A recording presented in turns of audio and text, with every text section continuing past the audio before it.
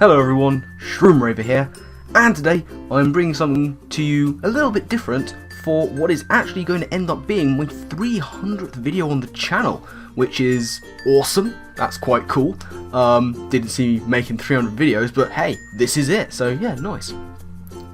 So what I've got for you today, as I say, is something a wee bit different, and that is going to be this wants to battle tag thing that's going around right now. This was a tag of questions started by BirdKeeperToby. He put together this series of questions, and you know, it's revolved around to me. Before I forget, also graphics. Whilst I'm talking of people who've been involved in the creation of this tag, the graphic thing on the thumbnail, that was done by a person called Chespin Jr. 98. So shout out to Chespin Jr. 98 for all that. Now I was tagged in this by a couple of people, Kelly, aka UnderTheRadar, and RhyQuinn, aka RhyQuinn.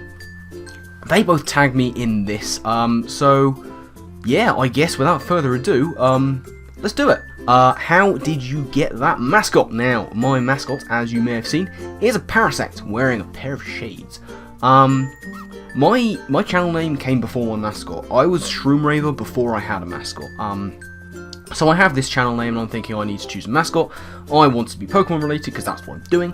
And I wanted it to be mushroom based. So I essentially kind of had three choices for a mushroom based mascot. So I could have chosen Breloom, a powerful physical hitter with that big old technician Mac punch. Showing the rest of the OU tier that it doesn't matter about your base stat total if you are good enough at one thing or a couple of things in particular. So I could have chosen Breloom, but didn't. I could have chosen Amoonguss, a really powerful wall, not necessarily excelling in either particular defense, but it forms part of those nasty regenerator cores. Yeah, really annoying mon, very good on a lot of teams, but I didn't choose that. I chose Parasect, which is a PU mon with very few selling points. I don't really know why I chose it. I just did. I just decided, you know what, let's go with Parasect. And let's whack a pair of shades on it. I don't really know why, there's not too much of a story to it, but yeah. I wanted a mushroom, I chose the PU mushroom. There it is. So, question 2 responds to your most popular comments. Now, this is a bit of a tricky one. I at least try to respond to every comment I get. You know, I'll always go through them and try and respond to as many as possible. And at a pair, if you're watching this, still can't reply to your comments, mate. I would like nothing more than to be able to reply directly to your comments, but I can't. Apparently, having spoken to people with the same kind of issue, there's an option in Google Plus where you can change that, but can't. Yeah, but responding to my most popular comments, I mean, most of my comments tend to fall under the umbrellas of either here's a theme suggestion, or dear God, what are you doing with that team/mon/set? So there's not really an awful lot to respond to, but rest assured, if you do post a comment on one of my videos, I'll definitely try and respond to it, unless it's like a month later and I miss it somehow. If I haven't responded to a comment, it's because I've honestly missed it. I try and respond to as many as possible because I like interacting with people, it's fun. So, moving on to question 3, what was your best Pokemon moment of 2015? Now there have been a few. Being accepted into the PPL was one, but you know, a few people have said that. I know RhyQuinn said that, I know Shardy has said that. That was a cool moment. But I think as far as the moments, it wasn't really a moment, you know, it was a thing that I was a part of. As far as moments go, I think winning Season 2 of the PPL has got to be it. It was a really good season. At first we were 7-0 and then it looked like we'd choked it away with a couple of losses. And we managed to pull it back, which was, you know, it was really tense. It went down to the last week against Shardy, funnily enough. So that was great fun. That was a huge moment and I was so happy with it. There's actually another one that's only happened recently. But I'll move on to that. That's a whole new video. We're going to talk about something else in a different video, but you know, that's for another time.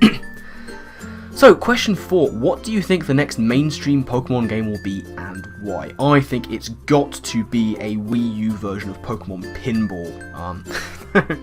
No, it's not. No, it's not. Excuse me. I mean, Pokemon Z? and not Z because I'm British and that's how I was brought up to say it. It's Z, not Z. It's gotta be Z in it. We've had X and Y. The doggy Zygarde is the thing now. It's gotta be, surely. Right? What else can there be?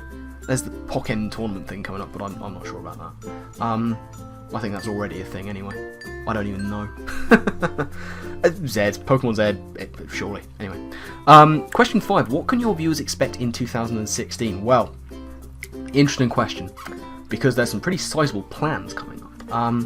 First and foremost, PPL Season 3, that's pretty much guaranteed to be a thing, and I'm definitely guaranteed to be a part of it if it is. That's going to be 2016, probably a few months in. A lot of planning has to go into each season before we can get it off the ground. So there's that. The continuation of some series we've got going right now, Showdown Throwdown with RhyQuinn, if we can get going with that I hope to continue for a long time. Love recording with RhyQuinn, he's a great guy. And also, of course, the Delta Lock that I've got going with Amazing Chi, that'll be running into 2016, we'll be doing that for as long as it goes on. So there's that too. And of course, the VGC experiments. Now this is going to be interesting because the VGC 16 rules have been announced very recently, and they're mental. You can use like box art legendaries. You can use maximum of 2 per team, but you can use box art legends. Basically any legendary that isn't an event one, you can use. So there's no Manaphy, there's no Mew, Meloetta, rip. Victini's not there, but like Mega Mewtwo's are there, I think. The Primals, Mega Rayquaza is there. Dialga and Palkia you can use now. It's mental. There are ridiculous amounts of Pokemon you can use. And it's going to be interesting to see what we can do with the VGC experiments with that. I know that X-Ray's Ovation is looking to break the meta as soon as possible. I can well imagine Psiji's going to do the same. So I want to get on board with that and see what we can do with VGC 16. But as far as original series going in 2016, there is a new one that's going to be starting around then. And that is going to be the Hackmons Challenge. Hackmons, if you don't know, is a meta whereby you get given a random team of 6 Mons, they can have any moves, they can have any item, and it's just fun. So I'm going to be doing a series based around that. It's going to be with friends, different person every week, and we'll just have some battles and have some fun with it. Because it's a fun meta to play, Hackmons, and it's even more fun with friends. So that's going to be a thing I'm going to be doing. You heard it here first. That's the plan for 2016. And there are various other plans sort of in the pipeline, but I'm not going to go into too much detail because they're not confirmed or anything. So, there is that. Now, question 6. What advice would you give to someone starting out on YouTube? Let's see. Firstly and foremostly, sort of immerse yourself in the community.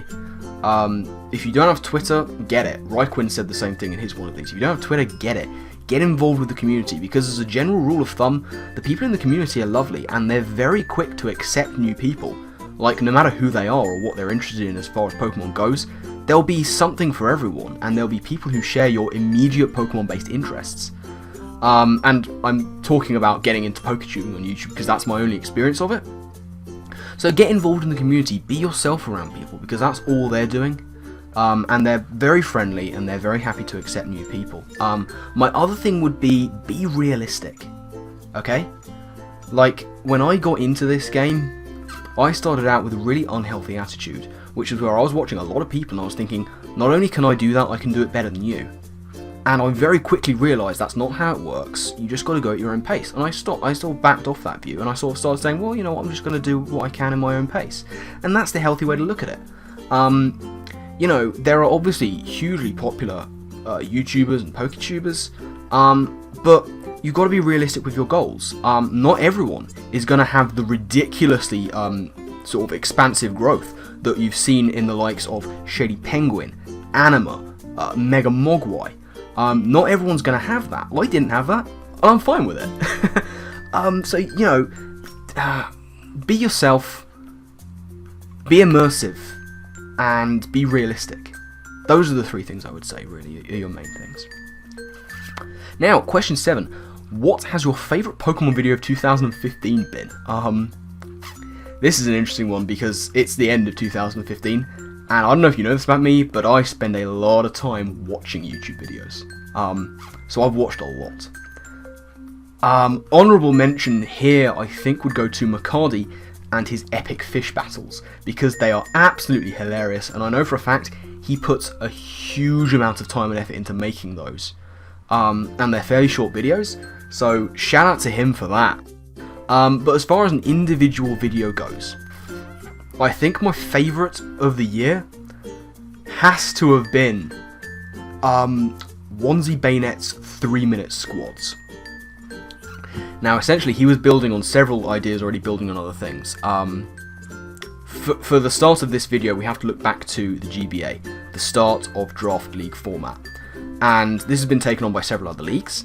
And then NPT, No Pause Tournaments, who I'm sort of affiliated with, got hold of it.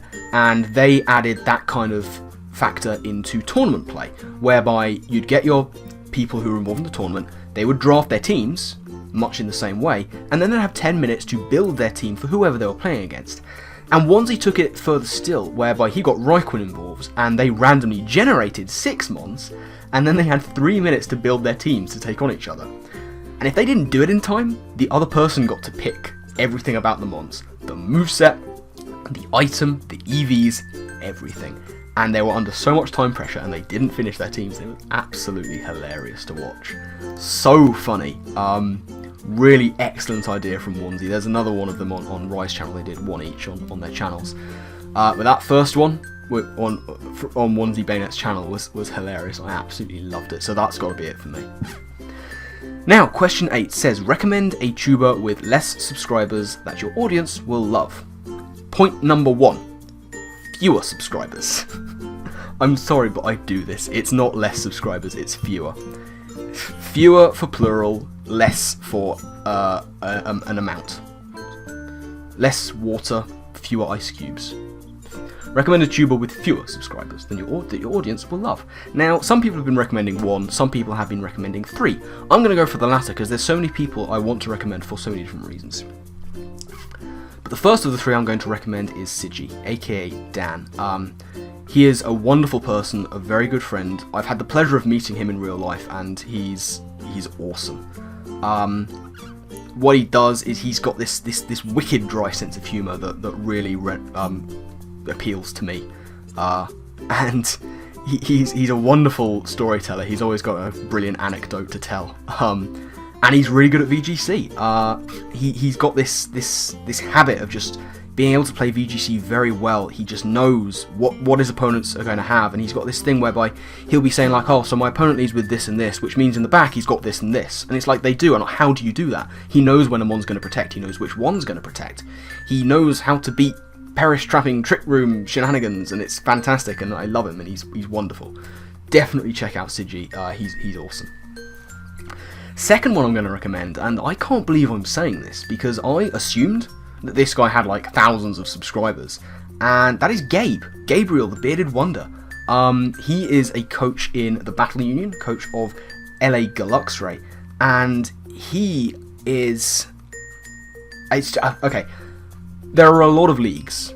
You know, you've got the OG GBA, you've got the one I'm in, the PPL, TBU, the Battle Union, that I'm an analyst for, that Gabe is in, the MPL, the LBA, so many different leagues, and I've watched a lot of league play in my time. I've been an analyst in a couple of leagues, and I have to say, the individual coach who I think is the best team builder and predictor of teams is Gabe. He just has this ability to know exactly what his opponent is going to bring. Like, he'll do his team builders and say, this is the team I think my opponent will bring, and like 4 out of 6 mons at least will be correct, and most of them he'll have the set bang on. It's uncanny. I don't know how he does it. So he's just a wonderful team builder. He's also an incredibly talented GFX artist. His GFX are out of this world. They are beautiful. He's incredibly talented. And I'm pretty sure that Enzo will back me up on this when I say his beard is magnificent. His beard game is very strong. He's not called the Bearded Wonder for nothing. So definitely check out Gabe as well. He's awesome. The third one, and the final one I'm going to recommend, is going to be Ethan, Erasmus Gaming. A jack of all trades, I think, when it comes to a lot of formats. He's very good in draft format. He's damn good at VGC. He's excellent on the ladder in various tiers. He just knows what he's doing wherever he goes. Coach of Miami Rotom Heat in the first couple of seasons of the PPL. He's also incredibly generous. The reason I have this wonderful blue snowball mic sitting next to me, right here, that's because of Ethan. He hooked me up with it. He didn't have to. He just said one day, "What's your address? When's your birthday? I'm getting you a mic." And he got me a mic, and I owe that to him so much. I'll be eternally indebted. Is that a word? I'll be eternally grateful to him for that. He's a very, very generous person. He's got a lovely voice as well. It's very soothing. I don't think we'd call it honey dripping. Shout out to Jess.